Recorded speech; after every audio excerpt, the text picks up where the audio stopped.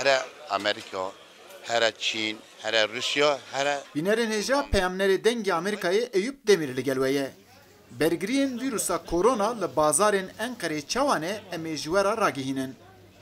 Li ber vîrusa korona bergiriyên ku li Tirkiye tên girtin hin ciyan da serkeftî bin jî li hin ciyan da ev bergiriyana nayên parastin. Ev kêm parastin herî zêde li bazarên keskatî û fekiyan derdkevin pêş. Wek gelek ciyan li Enqerê jî nefsî dîmen xwe diyar dikin.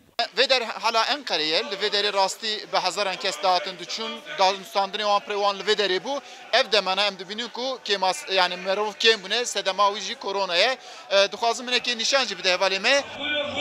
Abi çilek 5 lira, çilek 5 lira çalma. Di zor bazarên Enqere'da ev dîmenên hatin kişandin jî vê yekê gelek baş şanî dide. Di van bazaran da hin kes zûberk bi karbînin jî lê ji bo belabûna Covid-19 hawrdoreka ne parastî jî xwe diyar dike.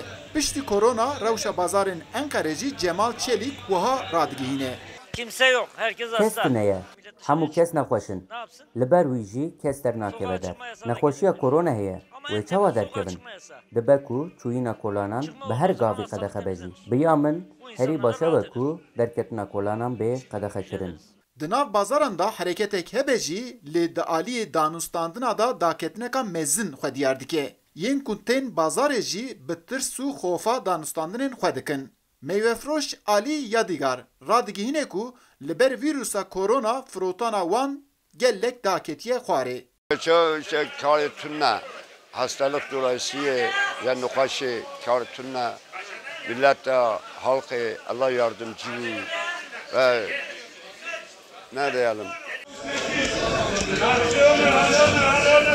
Hala ulusi bazara meyve froşaye li ve hale da roja hamama be hazaran kes te u diçe li ve deme da em dibinin ku rasti ew kas kes nine. Eyüp Demir, Denge Amerika, Ankara.